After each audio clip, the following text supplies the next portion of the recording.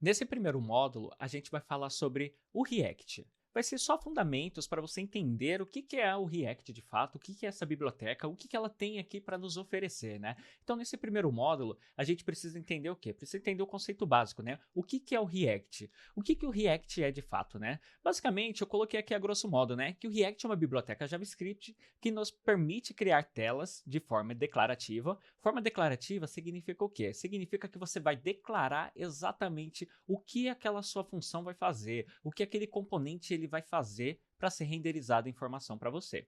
Lembrando também que React significa reagir, ou seja, todo estado que é alterado, ele vai reagir forçando com que o renderize a informação que foi alterada ali naquele estado, né? Então, a gente tem a liberdade para criar telas. Basicamente isso que o React serve. Bom, mas aí você já ouviu falar bastante sobre frameworks e sobre bibliotecas, né? Qual a diferença deles, né? Basicamente, uma biblioteca, ele é o quê? É uma coleção de implementações. Ela pode ser o quê? Ela pode ser funções, classes ou até mesmo procedimentos. Então você cria ali uma biblioteca onde você vai ter ali uma interface para você poder trabalhar, mas toda aquela função, procedimento, ela é criada na mão, ou seja, você mesmo vai passar aquelas informações para que ela realize determinada tarefa.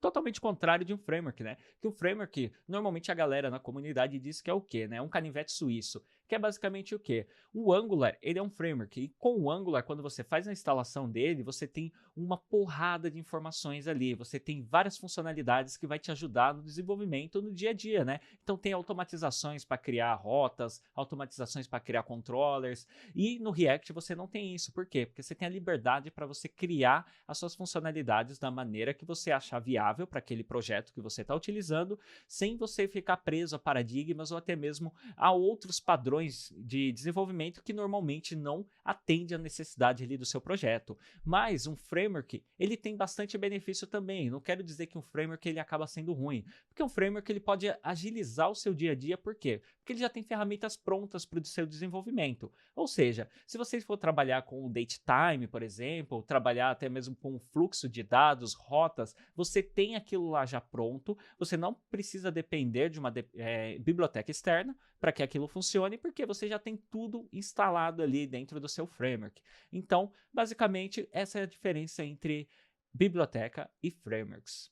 Além dessas, tem outras diferenças também, mas vale ressaltar que essas são as principais diferenças, né? Que é a questão de funcionalidades. Certo? Eu espero que vocês tenham entendido a diferença de biblioteca, framework e até mesmo sobre a questão do React ser uma biblioteca para criar telas. E nos vemos no próximo vídeo, onde vamos falar sobre SPA e MPA e entender quais são as diferenças. Até mais!